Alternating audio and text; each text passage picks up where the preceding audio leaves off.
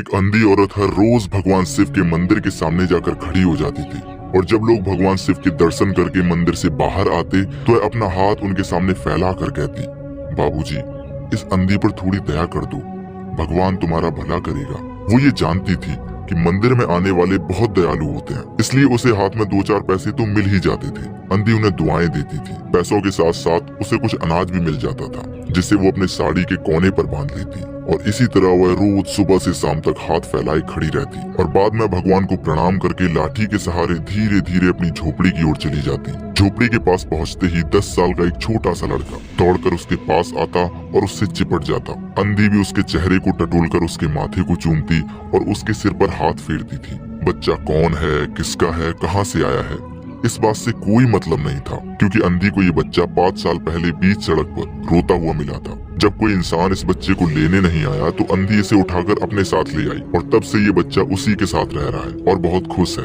अंधी उसे खुद से भी अच्छा खाना खिलाती और कपड़े पहनाती थी। अंधी ने अपनी झोपड़ी में एक हांडी गाड़ रखी थी। शाम के समय जो कुछ भी मांग कर लाती उसमें डाल देती और उसको किसी सामान से ढक देती ताकि किसी की नजर उस पर ना पड़े। सुबह होते ही बच्चे को खिला पिलाकर फिर से मंदिर के सामने जाकर खड़ी हो जाती थी। काशी में सेठ बनारसी दास एक बहुत बड़े और नामी आदमी थे। वो एक बहुत बड़े देशभक्त और धर्मात्मा भी थे। दिन के 12-12 बजे तक तो वो सिर्फ नहाने और पूजा पाठ करने का ही काम करते थे। उनकी हवेली पर हर समय कर्ज लेने वालों की तो भीड़ ही लगी रहती थी और उनकी हवेली पर ऐसे लोग भी आते थे जिन्हें अपना पैसा सेठ जी के पास सुरक्षित जमा करना होता था। अंधी औरत को ये बात मालूम थी और अब उसकी हांडी भी लगभग पूरी भर चुकी थी, इसलिए उसने अपनी हांडी उखाड़ी और सीधा सेठ जी की हवेली पर पहुंच गई। सेठ जी बही खाते के पन्ने उलट पलट कर रहे थे। उन्होंने कहा, क्या है बुढ़िया? अंधी ने हांडी उनके आगे सरका दी और डरते डरते कहा, सेठ जी, इसे अपने पास जमा कर लीजिए, मैं अंधी अपाहिज इसे कहाँ रखती फिरूंगी। सेठ जी ने हांडी की ओर देखकर कहा, क्या है इसमें? अंधी ने जवाब दिया, भीख मांगकर अपने बच्चे के लिए 2-4 पैसे जमा किए हैं साहब, मैं इसे अपने पास रखने से डरती हूँ, कहीं ये चोरी ना हो जाए, इसलिए इसे आप अपनी हवेली में रख लीजिए। सेठ जी ने मुनीम की ओर इशारा करते हुए कहा, बही में जमा कर लो इसे। मुनीम ने बुढ़िया से पूछा, तेरा नाम क्या है? अंधी ने अपना नाम बताया और मुनीम जी ने उसके पैसे जमा कर लिए और अंधी वापस लाठी के सहारे अपनी झोपड़ी की ओर चली आई। 2 साल बहुत सुख के साथ बीते। इसके बाद लड़के को अचानक बहुत तेज बुखार आ गया। अंधी ने दवा दारू की, झाड़ फूक भी कराया, लेकिन इसके बावजूद लड़के की तबीयत दिन प्रतिदिन खराब होती जा रही थी। अंधी की हिम्मत ने भी जवाब दे दिया, मगर अचानक उसके दिमाग में एक विचार आया कि शायद डॉक्टर के इलाज का फायदा हो जाए और इस विचार के आते ही अंधी गिरती पड़ती उस सेठ जी के यहाँ पहुंची। सेठ जी बैठे थे। अंधी ने कहा, सेठ जी, मेरी जमा पूंजी में से अगर 10-5 रुपए मुझे मिल जाएं तो आपकी बड़ी कृपा होगी, मेरा बच्चा बहुत बीमार है सेठ जी। सेठ जी ने कठोर आवाज में कहा, कैसी जमा पूंजी, कैसे रुपए? मेरे पास किसी के कोई पैसे जमा नहीं है।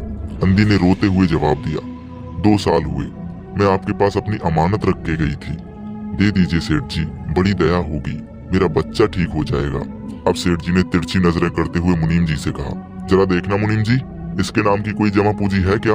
अब बूढ़ी की जान में जान आई, क्योंकि पहले उसे ऐसा लगा कि सेठ बेईमान है, पर अब वह सोचने लगी कि शायद सेठ जी को याद नहीं रहा होगा। ऐसा धार्मिक आदमी भी भला कभी झूठ बोल सकता है? इतने में मुनीम जी ने पन्ने उलट पलट करने के बाद सेठ जी से कहा, नहीं नहीं सेठ जी, इसके नाम की कोई जमा पूंजी नहीं है। अंधी वहीं जमी बैठी थी। उसने रो रो कर सेठ जी से कहा, सेठ जी, भगवान के नाम पर, धर्म के नाम पर ही कुछ दे दीजिए, मेरा बच्चा जी जाएगा सेठ जी, वो बहुत बीमार है, मैं जीवन भर आपके गुणगान गाऊंगी। बूढ़ी के इतने गिड़गड़ाने पर भी सेठ का पत्थर दिल नहीं पिघला और सेठ ने गुस्से में आकर कहा, जाती है या बुलाऊं नौकर को?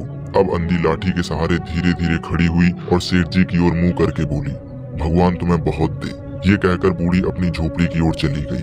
उसके बच्चे की दशा बिगड़ती ही जा रही थी। दवा दारू हुआ नहीं था तो फायदा कैसे होता? अंधी को सेठ पर रह रह कर गुस्सा आ रहा था। इतना अमीर आदमी है, 2-4 रुपए दे देता तो क्या बिगड़ जाता?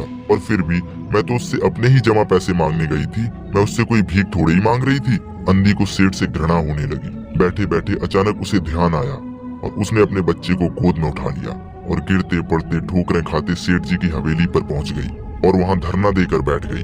बच्चे का शरीर बुखार से बुरी तरह से तप रहा था। एक नौकर किसी काम से हवेली से बाहर आया। अंधी को बाहर बैठा देख उसने ये सारी बात सेठ जी को बताई। सेठ जी ने कहा कि उसे भगा दो। नौकर ने बूढ़ी से जाने को कहा, मगर वो नहीं गई।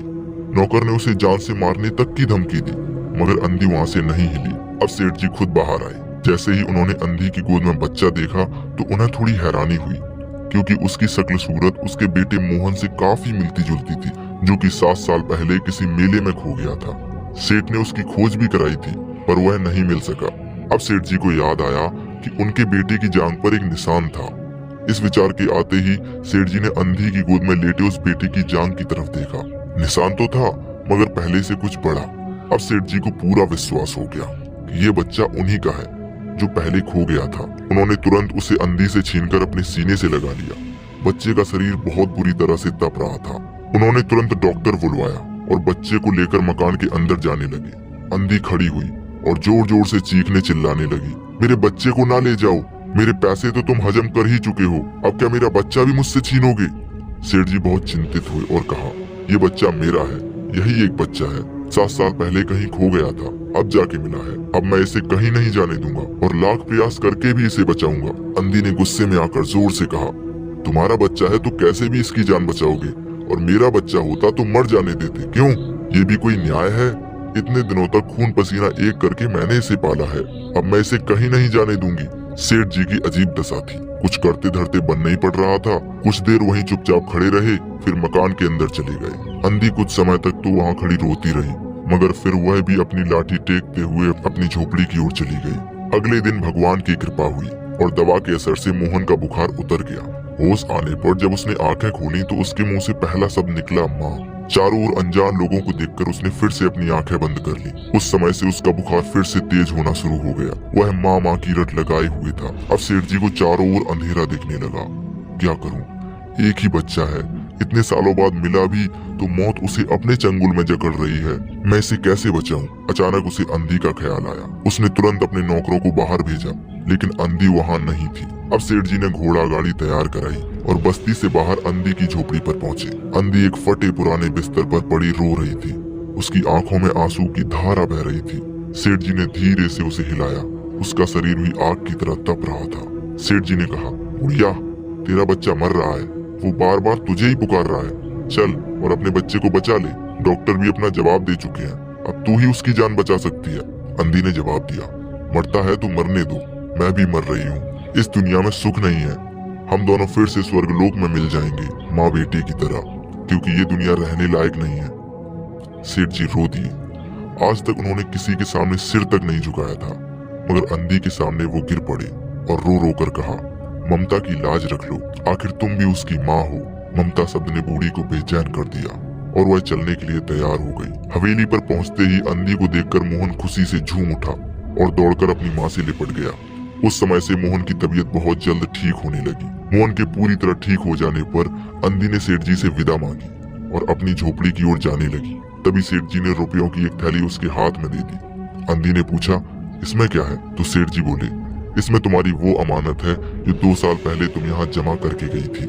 अंधी थोड़ा मुस्कुराई और कहा, अब ये मेरे किसी काम की नहीं, ये तो मैंने तुम्हारे बच्चे के लिए जमा की थी, वो तो अब तुम्हारे पास है, ये उसी को दे देना। इतना कहकर अंधी ने थैली वहीं छोड़ दी और लाठी टेकती हुई हवेली के बाहर आ गई। उसकी आंखों से आंसू बह रहे थे, मगर इस वक्त वो एक भिखारिन होते हुए भी उस करोड़पति सेठ से बहुत महान थी, क्योंकि आज सेठ जी भिखारी के समान था और बुढ़िया दानी बन गई।